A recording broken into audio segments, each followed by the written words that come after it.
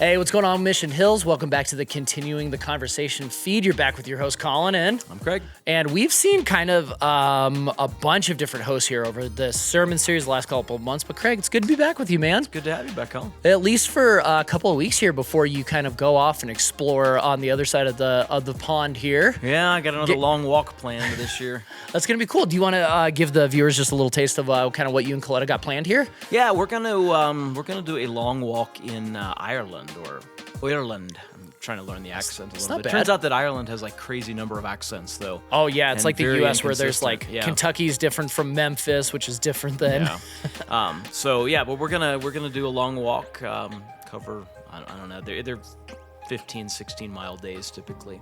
I got several of those in a row. We did it last year when we did it in Scotland, and found there was just something really healing about long periods where my only job is to get from point A to point B slowly, right? I'm walking, so and just taking in the landscape and talking and listening to music, and so that was good. That was so refreshing.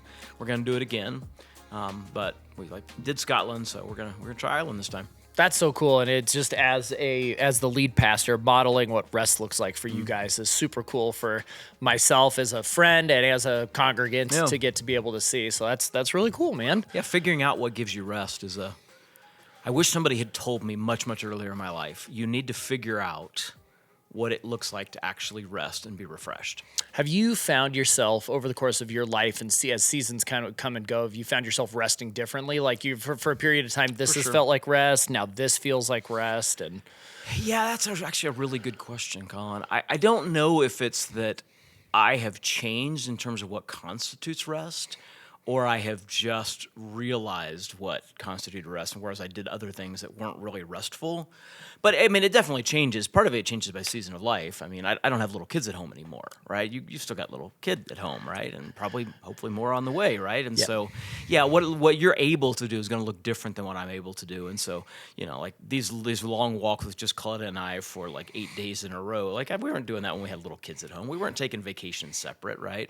So the fact that that's deeply restful is true in this season, but it wasn't an option in another season, so we had to find different kinds of things. I will be honest, though, I will say that when I had little kids at home, I probably didn't take the concept of rest very seriously. Sure, it's hard to. It was very hard to, and I just didn't do it at all. So, I'm in some ways I'm catching up. There you go. Stuff I should have learned a little bit earlier on. Yeah. That's always the case, though, right? You have wisdom gained through age a little bit. Yeah. Are you guys doing this with other couples, or is it just you guys? Oh, no. No. Like, that's definitely not restful for me.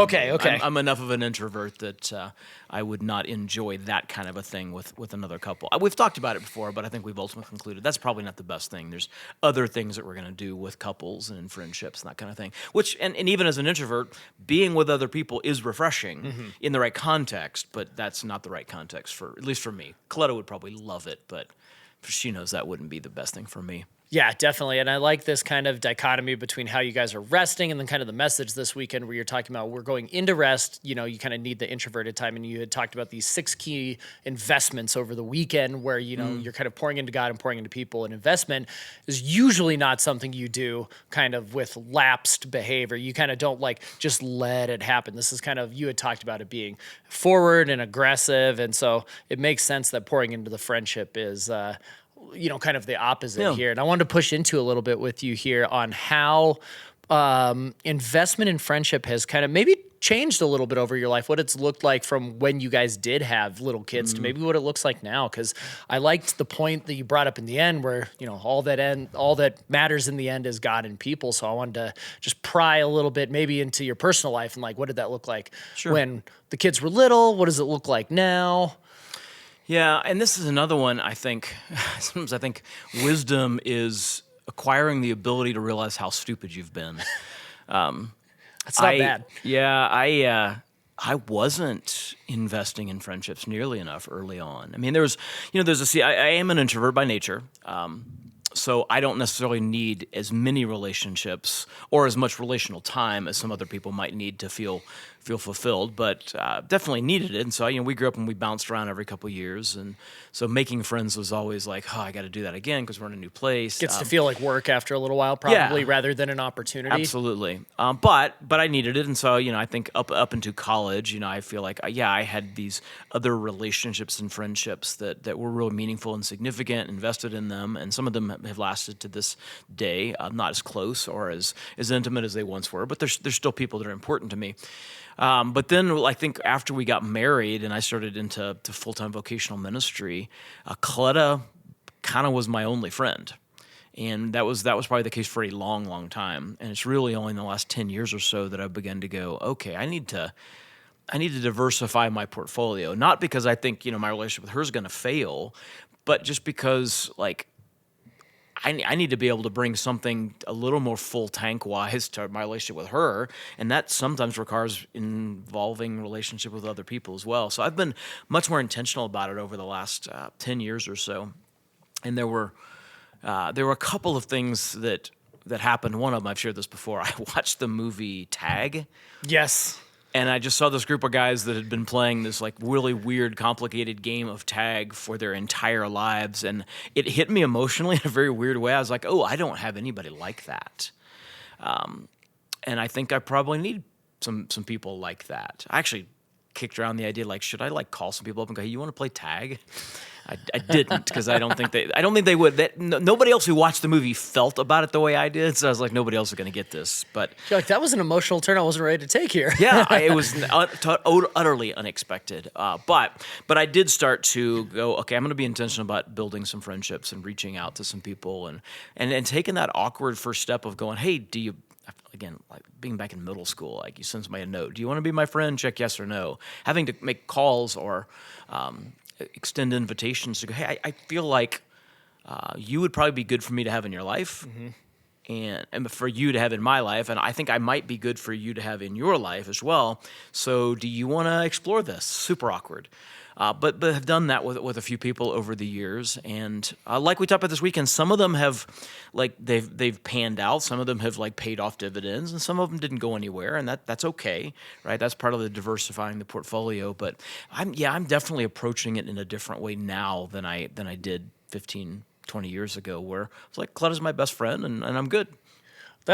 I really like the intentionality you have behind that. I actually just went over to my buddy's place this weekend. He has 2 kids. His youngest just turned 1, and his parents were there, and we all grew up together in Estes. Mm-hmm. And I have known him for 33 years. I'm 35 years old. We met in MOPS when we were 2 years old, and so it's really cool that him and I still see each other all the time. So we're approaching our 35th year anniversary, him and I together, of being friends. And it's just, I feel Estes Park was a little bit of a different cauldron to grow up in, because I think 82 of us graduated high school together, but 69 of us were together K through 12.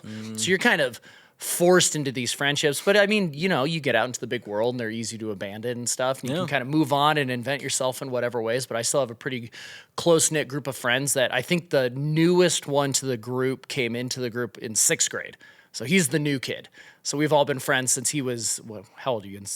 11, 12, something like that. So he's the new kid. So we've only got, 20 something years under our belt together. So. Oh, I love that. I'm a little envious of that, to be perfectly honest. I have a couple friends who go way, way back. I have a good friend, his name's Rob, and we met in Japan. We were living in Japan. And we're not super close, but we still, there's interactions here and there. And every now and then I'll be in the area. He's out in the East Coast, and I'll go visit him. And it's interesting.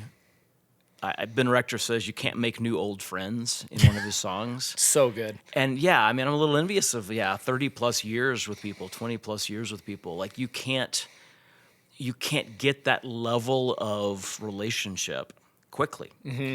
There's no technique that accelerates that. It's like, well, I can do my best to make a good wine, but to be a great wine, it's going to have to sit for a while, right? That's what I'm told about wine. I actually don't like wine. I can tell that there's red and there's white, and I think that's where my knowledge also kind of ends. I can detect grapes. That's what I can usually. Other people I detect oak and maybe a hint of chocolate. I'm like, I'm tasting grapes. Yep. But there's a maturing process that you can't accelerate. And so what you're talking about there is such a valuable thing. What you can do, though, is you can begin investing in friendships that eventually will become old friendships. And I don't think it's ever too late to invest in those, which is, I'm trying to play catch up a little bit. I mean, that's really cool and vulnerable for you to say. I wanted to ask you a question about Coletta here. She has a really cool ministry where she invests in kind of others' pastors' wives. So she is constantly going about doing this, and it's probably safe to say she's a little more extroverted than you. I would guess. So have you been able to pick up any tips and tricks from her that you've been able to apply into any situations like this? Because she's constantly meeting new people, constantly going deep with people, and constantly she not only, we always talk about casting your net far, or, deep, or casting it wide. She's constantly doing both. Yeah. So I would be really interested. I've actually learned a lot from my wife and from other people. I'm highly strategic. I just think very strategically.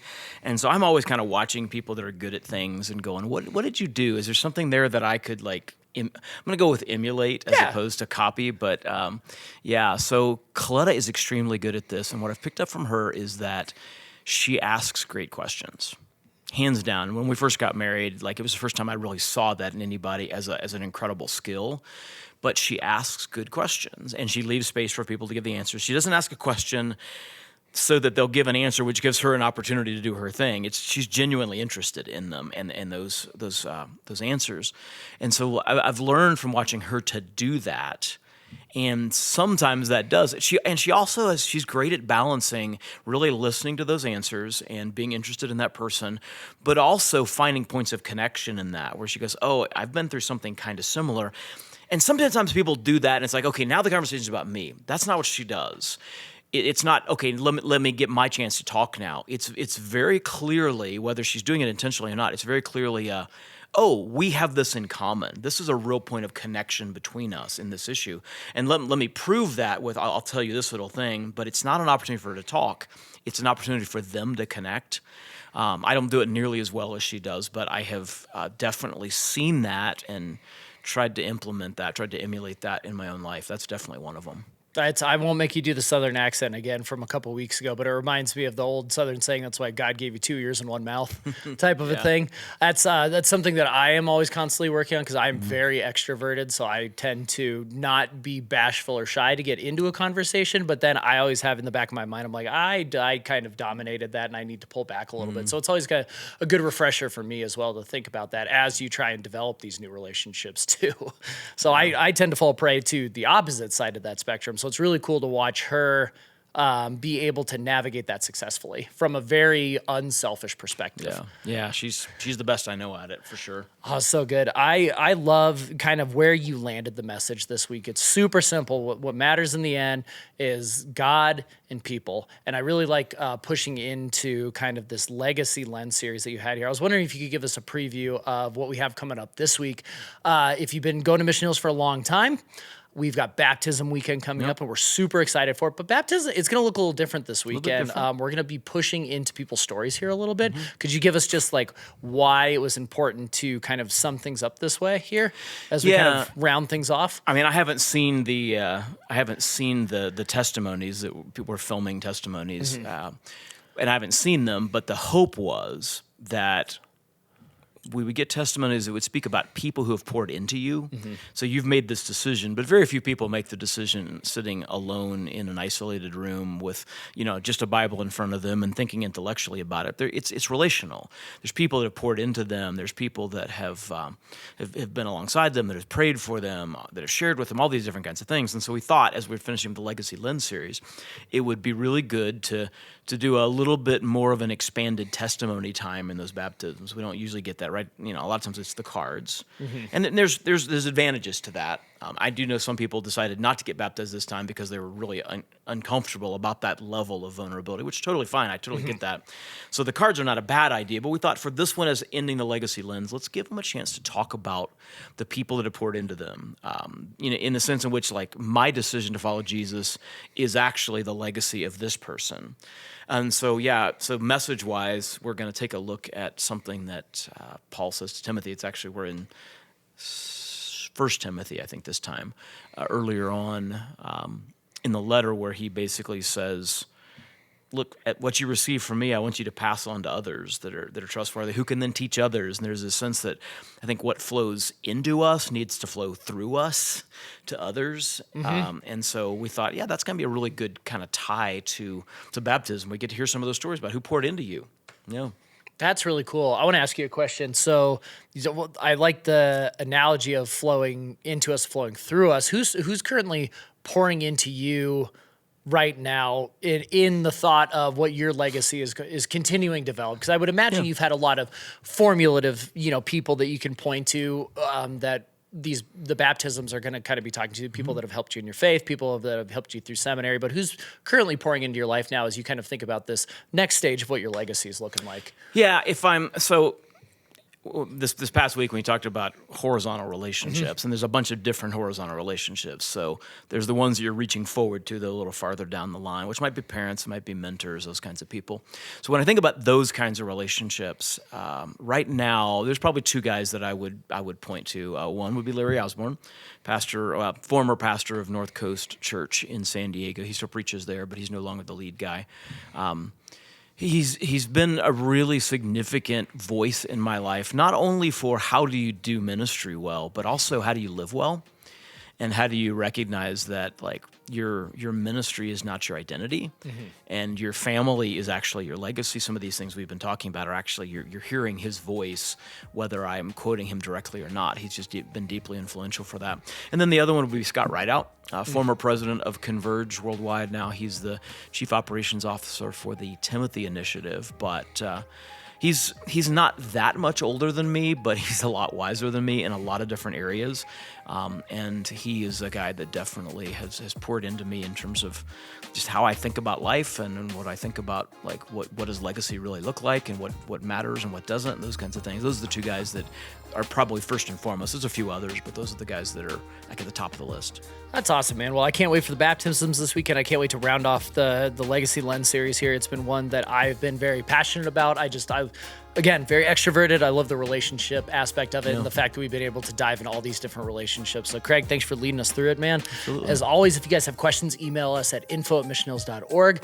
Check out our YouTube channel. Craig answers all sorts of faith-based questions in our Questions with Craig series on there, and we'd love to hear from you guys, and we hope to see you for baptisms this weekend. Yep.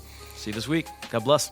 This podcast is hosted by Colin McFarland along with Craig Smith. We are mixed, edited, and produced by Zach Anderson. Our creative director is Colin McFarland. Maddie Brower is our SEO and copy specialist. The Continuing the Conversation feed is part of the Mission Hills Podcast Network in Littleton, Colorado, and available for download wherever you get your audio and video podcasts. Thanks for listening.